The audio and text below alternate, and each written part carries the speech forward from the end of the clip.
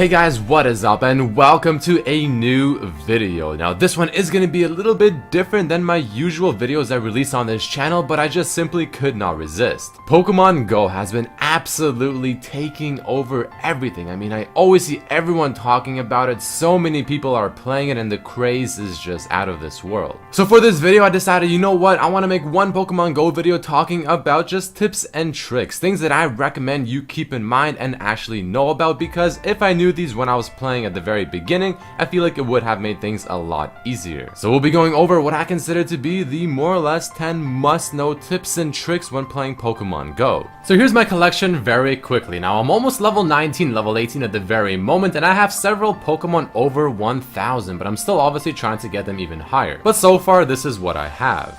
Obviously not the best Pokemon collection in the entire world, nor the highest level, but I have been spending a lot of time playing Pokemon Go, finding stuff about this myself, researching about a lot of things online as well, and I hope this video will prove to be useful. So let's get right into the very first thing I want to talk about, and this one is going to be more or less a very general thing to keep in mind. Now, I highly recommend trying to catch as many Pokemon as you can, even when you see those Pidgeys or those Weedles or the Caterpies or even the Drowsies, catch them all, because usually getting Pokeballs isn't the hardest thing in the entire world. I have found several areas around where I live, maybe a 5 or 10 or even 15-minute drive or even bus, where, you know, there's a lot of Pokestops. I mean, you just make one route and you can keep farming them over and over and over. So getting Pokeballs really should not be a problem, and catching as many Pokemon as possible will give you as much candy as possible, which will work for something I have a bit later on into this video. You'll get a lot of experience because honestly, trainer level is pretty much everything in this game. And for Pokestops, they do refresh every 5 minutes or so. So, I mean, you can easily make one route around some area with a decent amount of Pokestops,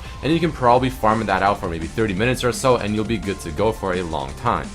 Now, speaking of catching Pokemon, there's one little trick you can do to slowly make your experience bar go up just a little bit more, and that's curving your Pokeball. You can spin it, you can throw it to the side, and it will curve, and if you do it correctly, you'll get about 50 extra experience. Now, this is something very important to keep in mind, because whenever you're catching maybe one of those weaker Pokemons, the ones you're just catching for the sake of catching, like a Weedle, like a Rattata, Drowsy, or whatever, and they're fairly low CP or combat power, then you might as well try and spin the Pokeball and try to get that little bit of extra experience, because chances are catching that Pokemon shouldn't be all that difficult to begin with. All you have to do is simply spin the Pokeball. As you see it start spinning on your screen, throw it off to the side, it'll curve to the center towards the Pokemon you're trying to catch, and if you do it correctly, you'll get extra experience. The same thing applies to the ring you see around the Pokemon that constantly keeps shrinking. Whenever you throw the Pokeball and it gets inside the ring, you'll get also bonus experience. The smaller the ring you do this with, the more experience you get. And the color of the ring shows the difficulty of the catch, from green to yellow to orange to red. So be careful of the higher ones.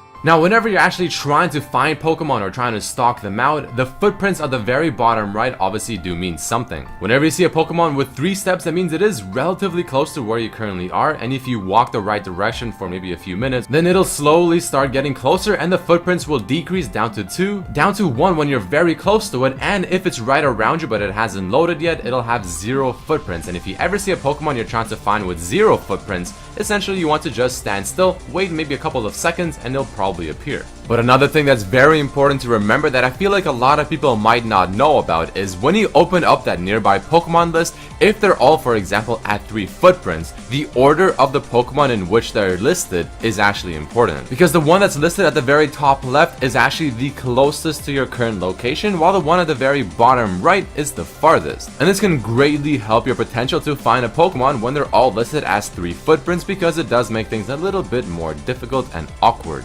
Well, we've talked about finding Pokemon, we've talked about catching Pokemon, but what about when you already have a lot of Pokemon? What exactly do you want to do with them? One of the main things is to use your Stardust and level them up. But I feel like a lot of people will sort of waste their Stardust, especially at the lower ranks. Now, you don't want to waste Stardust because it is very valuable later on into the game, because this is the primary way to actually level up the CP of your Pokemon. For instance, at the very beginning with low level CP Pokemons, yeah, it's gonna not really cost all that much Stardust, but for me currently to level up a lot of my higher level Pokemons, it'll cost me anywhere from 1000 to almost 2000 Stardust per level. So my really huge recommendation or tip right here is don't waste your Stardust early on. Wait till your higher trainer level, maybe 10 or plus, wait till you can start catching those higher CP Pokemon in the wild, and then once you get those higher ones, that's when you want to start considering using your Stardust. Only use Stardust on Pokemon you actually care about, the ones you'll be using to take over gyms and essentially your main roster. Don't waste it too much on other Pokemon, ones that you barely will use.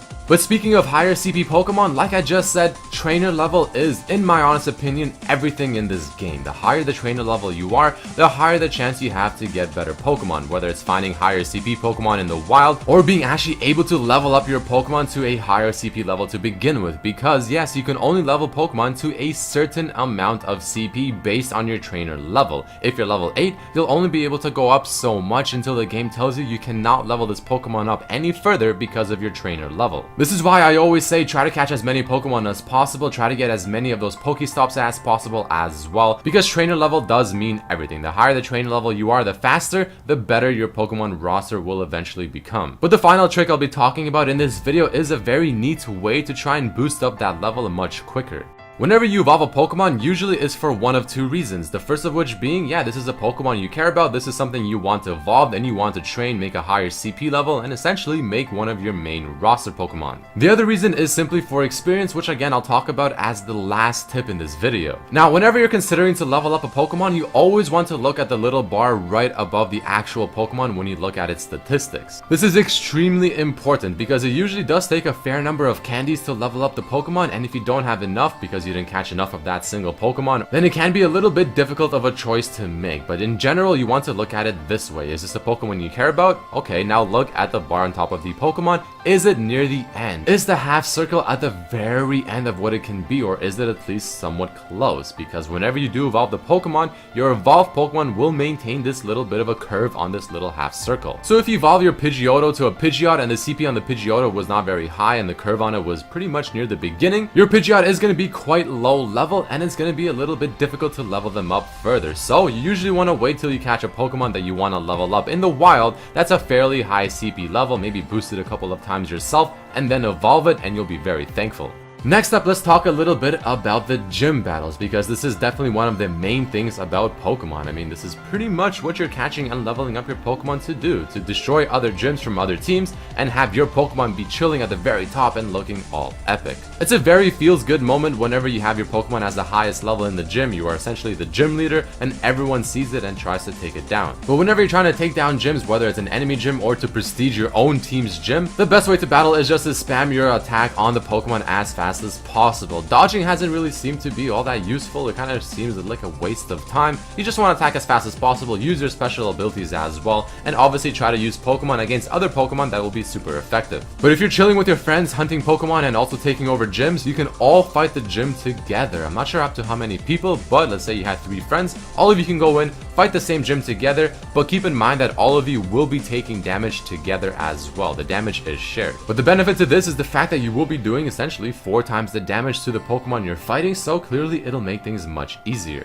But another thing a lot of people might be a little bit curious about or wondering how exactly it works is the gym level. How does this work? What does this mean? Well, the gym level is based on the amount of Pokemon that are essentially stationed at the gym. And the way you make the gym level higher is by putting either stronger Pokemon in there, which will kind of give the gym a little bit of experience from what I've noticed, or you can fight your own team's gym. No one will actually die. Your Pokemon won't die. It'll get to 1 HP if it ever does technically die in the battle. But you're essentially fighting your own gym to prestige it. You're gaining experience for it because, again, you want to gain levels for the gym because that opens up extra slots as to Pokemon you can put in. But do remember that you can only have 1 Pokemon per gym. If you put a Pokemon that is the highest level in the gym, let's say there's 7 people and you're the highest one, that's the best option to have if possible, because it means whenever an enemy team tries to take over your gym, you will have the highest chance to remain in the gym as long as possible and maybe even stay there for longer because the team just simply cannot kill every single Pokemon in the gym. If your Pokemon is the weakest in the gym, then chances are you will be knocked out first and you will be the easiest person to knock out as well. But after you're done farming gyms, you can instantly go to the store. At the top right, it'll have a little icon telling you how many gyms you currently have Pokemon in, and you can press that button every 22 hours. It'll give you a little bit of a reward. And this reward will consist of 500 Stardust per gym you have controlled, and it'll also give you a little bit of those gold coins that you can use in the store to buy extra things.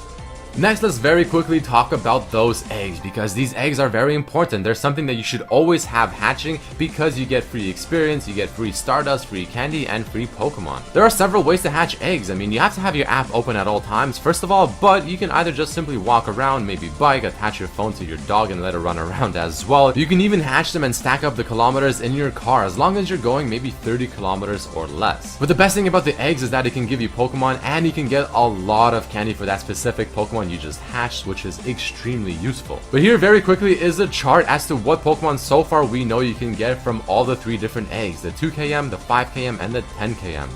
And the final tip of this video that I want to talk to you guys about is a very important one. This is one of the best ways to level up other than just spam catching Pokemon. So I'm sure most of you have seen those lucky eggs in your inventory that give you double experience for 30 minutes. Now these are very useful, make sure not to waste them. And here's the best way to use them as well to get maximum experience. You want to catch as many Pidgeys, Weedles, and Caterpies as possible because these are the Pokemon that only require 12 candy to level up or to evolve. This is extremely important because as far as I know, it doesn't matter which Pokemon you're evolving, they all give the same experience, being 500, but if you have the egg on, that's 1000. So you stack up on these Pokemon, activate the egg, and you start evolving every single one as long as you have enough candy, and then you get a ridiculous amount of experience. And make sure to transfer all of your low-level Pidgeys or Pidgeotos for extra candy because you get 1 candy per Pokemon you transfer for that type of Pokemon, which you can also use to evolve another Pidgey after that. But even better, you can do this while you're about to hatch some eggs, especially if you haven't really discovered a lot of Pokemon just yet from the eggs themselves, because again,